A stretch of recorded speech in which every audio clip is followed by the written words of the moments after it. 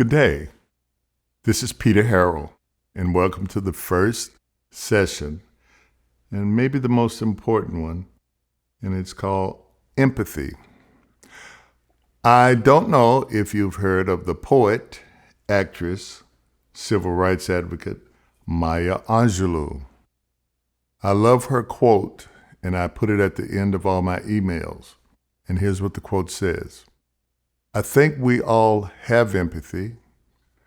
We may not have enough courage to display it. I'd like for you to take a moment and think about or write down your definition of what you think empathy is.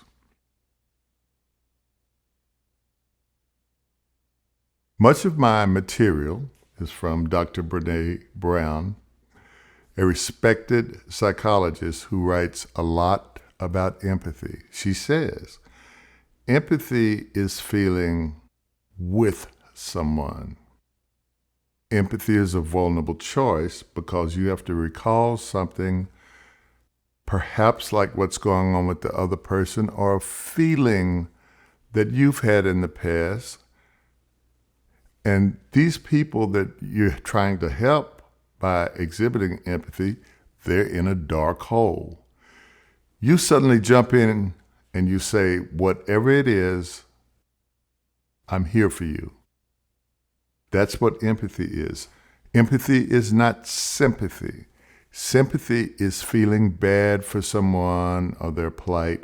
And when we do that, we try to silver line their problems by saying at least. Here's some examples. Well, at least your son is doing well. That's after you've said, my daughter's failing in school. Or perhaps, my marriage is failing. Well, at least you have a marriage. Or someone may say, well, I don't feel so well, and I think I got this disease, but at least you have a good doctor. You see, that's somebody just saying, I'm sympathizing with the way you feel, but can you see that there's not an actual empathic response? Think about this. Do you think you can be vulnerable enough to actually feel someone else's life? It's easy to say walk a mile in somebody else's shoes, but most of us can't even walk a few steps in other shoes because of some reasons I'll talk about later.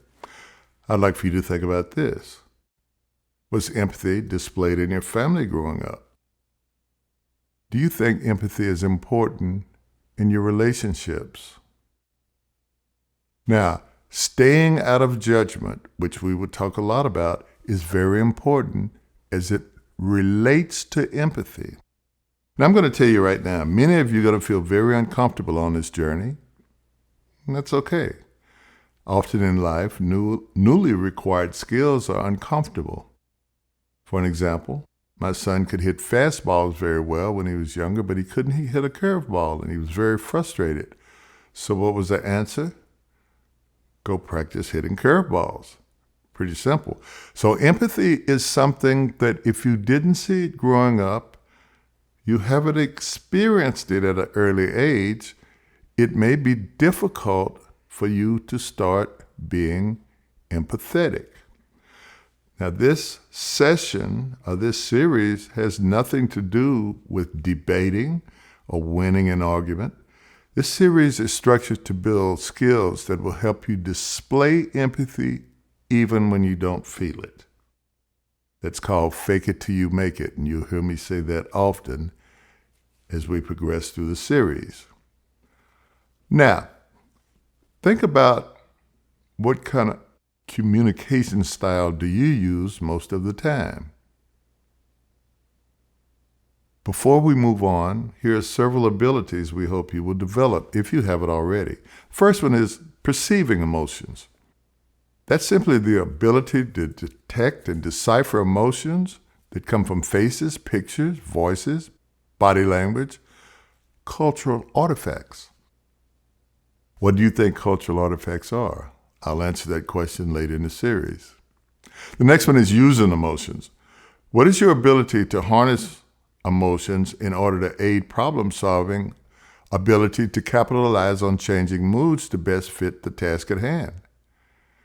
The next one is managing emotions. Your ability to regulate emotions in ourselves and others.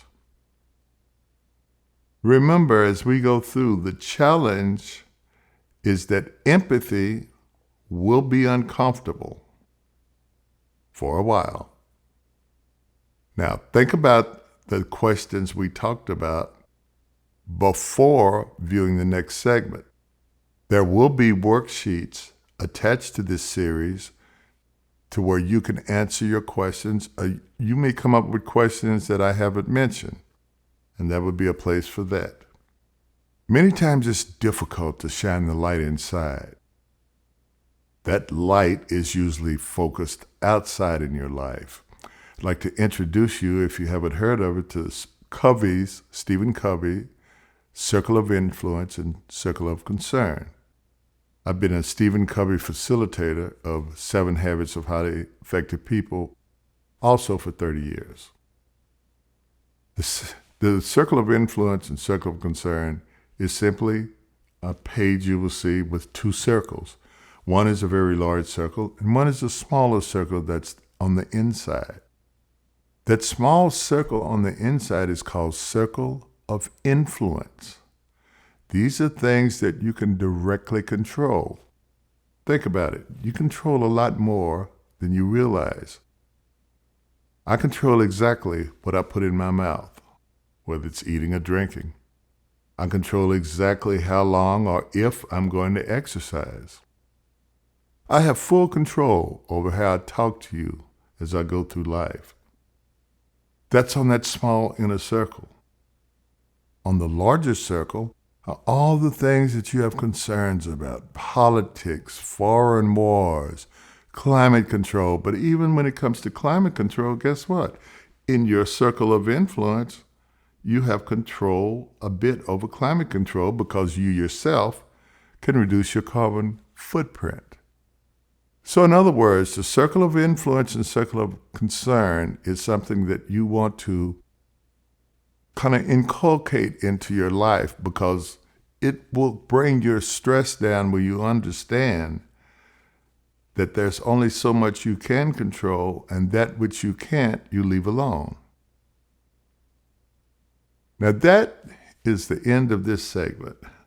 I would hope that you would think about some of the questions that I've asked you to do, and let some time pass, if possible, between this segment and the next time I see you.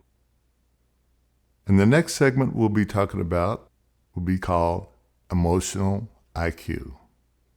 This is Peter Harrell again. See you next time.